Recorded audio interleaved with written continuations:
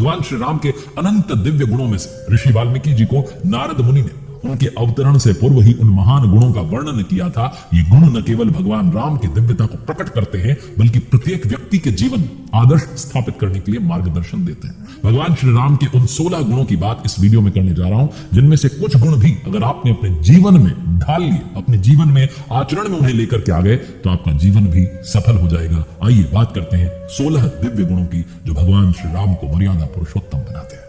पहला गुण है गुणवान, सौशील्यम, बिना शर्त सबको स्वीकार्य। भगवान श्री राम की जीवन यात्रा में उन्होंने सभी को समान दृष्टि से देखा। गुह जो कि शिकारियों के नेता थे, सुग्रीव जो कि वानरों के राजा थे, उन्हें भ्राता के रूप में स्वीकारा। भगवान हनुमान जी को अपने परम भक्त के रूप में सम्मानित किया। और इतना ही नहीं, रावण का जो छोटा भाई था विभीषण, उसे भी अपनी शरण में जगह दी। भगवान श्री राम ने सभी के साथ बिना शर्त प्रेम और सम्मान दिखाया। रामायण में भगवान जी का एक गुण स्पष्ट रूप से तब दिखाई देता है जब उन्होंने विभीषण को रावण के शरणागत होते हुए भी अपने यहां शरण दी और लंका का राजा पहले ही नियुक्त कर दिया। भगवान श्री राम ने उसे भी अपना भ्राता माना। ये सीखने को मिलता है कि हमें भेदभाव से ऊपर उठकर सभी को समान रूप से स्वीकारना चाहिए। दूसरा गुण है वीर्यवान, दृढ़ और साहसी बनिए। वीर्यवान का अर्थ सिर्फ शारीरिक शक्ति नहीं, बल्कि मानसिक दृढ़ता और साहस भी होता है। भगवान श्री राम में अपार शक्ति थी, लेकिन कभी भी उन्होंने उसका दुरुपयोग नहीं किया। वो अपनी आक्रामकता को संयमित रखते हुए अपने धर्म और सत्य के मार्ग पर चलते थे।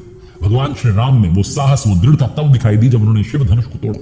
ये केवल शारीरिक शक्ति का प्रदर्शन नहीं था, बल्कि मानसिक दृढ़ता और धर्म के प्रति निष्ठा का प्रतीक था।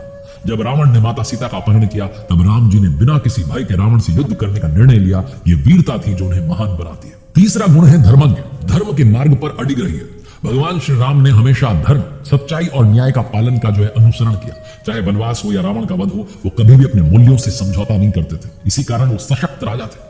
रामायण में जब प्रसंग आता है कि पिता की आज्ञा के कारण वनवास जाना पड़ा, तो बिना किसी विरोध के उन्होंने उसे स्वीकारा, क्योंकि उनका धर्म था। वो हमेशा अपने कर्तव्यों को पहले रखते थे। उन्होंने कभी भी अपने धर्म से समझौता नहीं किया, चाहे परिस्थितियां कैसी भी नहीं हो। उनका यह गुण हमें अपने जीवन में धर्म के प्रति निष्ठा रखने की प्रेरणा देता है।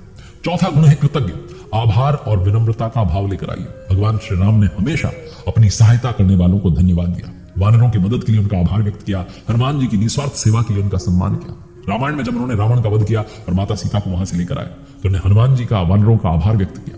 हनुमान जी ने भगवान श्री राम के लिए असंभव कार्य को संभव कर दिया था। उनका यह आभार प्रकट करना बताता है कि हमें दूसरों की मदद को स्वीकारने की, सराहने की भावना रखनी चाहिए।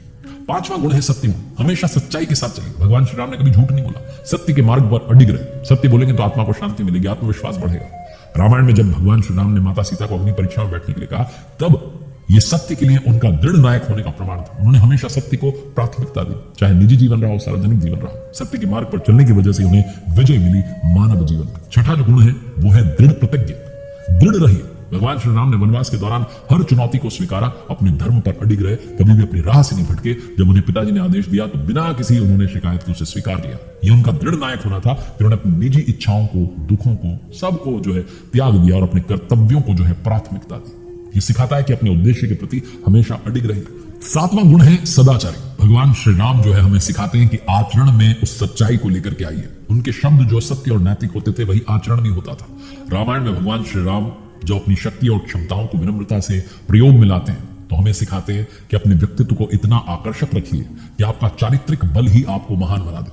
अपने चरित्र को इस तरह से मजबूती दीजिए कि लोग आपसे प्रेरित हो। आठवें गुण की बात करते हैं सर्वभूतेषु हितः, दूसरों की भलाई के लिए काम करते रहिए। प्रभु श्री राम ने यही किया। जटायु का अंतिम संस्कार किया, अहिल्या को श्राप से मुक्त किया। रामायण में यह प्रसंग आता है जब जटायु ने माता सीता को बचाने का प्रयास किया, तो वो घायल हो। उसके बाद उन्होंने प्राण त्याग दिया। भगवान श्री राम ने उनका अंतिम संस्कार किया। माता अहिल्या को भी श्राप से मुक्त किया। हमेशा दूसरों की भलाई के लिए कार्य करते रहिए।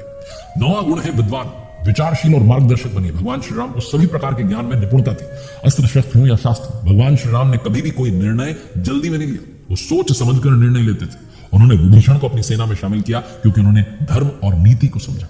अपनी लाइफ में विवेकपूर्ण होकर के निर्णय लीजिए, दूसरों को गाइडेंस देने की क्षमता को भी डेवलप कीजिए। फिर आता है 10वां गुण जो है समर्थता, सक्षम बनिए। भगवान श्री राम में अपार शक्ति भी, सामर्थ्य था, उन्होंने कभी उसका दुरुपयोग नहीं किया। जो भी करते थे उसमें सफलता मिलती थी। रामायण में जब रावण ने माता सीता का अपहरण किया, था भगवान श्री राम ने अपने सभी संसाधनों का, शक्तियों का सही तरीके से उपयोग किया और रावण का वध किया। तो आप समर्थ बनिए, अपनी क्षमता को जो है उसको लेकर के आइए, उसका विकास कीजिए, उसे विकृत रूप से नहीं बल्कि अच्छाई के लिए इस्तेमाल में लाइए। 11वें गुण की बात करें तो वो आता है प्रिय दर्शन, सुंदरता और संतुलन को बना के रखिए। भगवान श्री राम का रूप और व्यक्तित्व आकर्षक था। उनका आंतरिक सौंदर्य और शुद्धता उनके बाहरी रूप से भी झलकती थी। भगवान श्री राम जिनका रूप और आंतरिक सौंदर्य दोनों ही अद्वितीय थे, उनके व्यक्तित्व के आकर्षण और उनकी शुद्धता ने उन्हें सबके दिलों में स्थान दिलाया। तो आंतरिक रूप पर भी और बाहरी रूप पर भी दोनों पर ध्यान देना चाहिए। अब बात आती है 12वें गुण की, आत्मवान। आध्यात्मिक रूप से जागरूक बनिए। भगवान श्री राम ने अपने जीवन में आत्मज्ञान और आत्मा के महत्व को समझा। उनका आध्यात्मिक दृष्टिकोण हमेशा स्पष्ट रहा। उन्होंने जब भी कभी प्रसंग आता है अपने भ्राता से बात की है, हनुमान जी से बात की है, अपनी सेना से बात की है, तो आत्मज्ञान को साझा किया और हर परिस्थिति में आत्मा की शांति को बनाए रखा। 13वां गुण है जित क्रोधाय। शांत बने रहिए।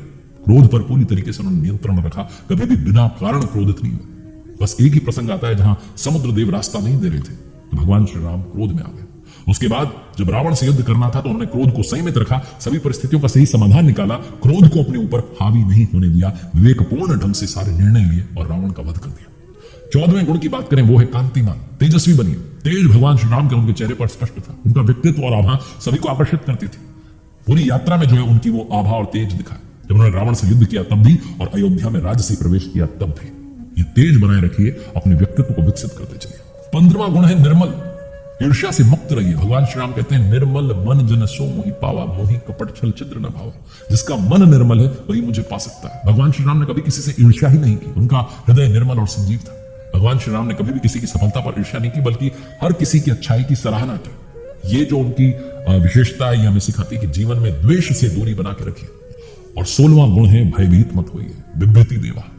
भगवान श्री राम ने हमेशा अन्याय के खिलाफ लड़ाई लड़ी, लेकिन स्वयं के लिए कभी भय महसूस नहीं किया।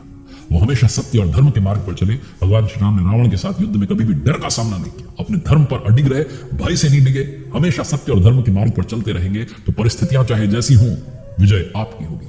अंत में बस यही कहना चाहता हूं, राम रामेति रामेति रमे रामे मनोरमे सहस्त्र नाम ततुल्यम राम नाम वरानने। शिवजी माता पार्वती जी से कहते हैं कि श्री राम नाम के मुख में विराजमान होने से राम राम राम इसी 12 अक्षर नाम का जप करो। हे पार्वती, मैं भी इन्हीं मनोरम राम में रमता हूं। ये राम नाम विष्णु जी के सहस्त्र नाम के तुल्य है। भगवान राम के राम नाम को विष्णु सहस्त्र नाम के तुल्य कहा गया है। इस मंत्र को श्री राम तारक मंत्र भी कहा जाता है। कहते हैं कि संपूर्ण विष्णु सहस्त्र नाम या विष्णु जी के 1000 नामों के जाप के समतुल्य है। ये मंत्र श्री राम रक्षा स्तोत्रम के नाम से भी जाना जाता है।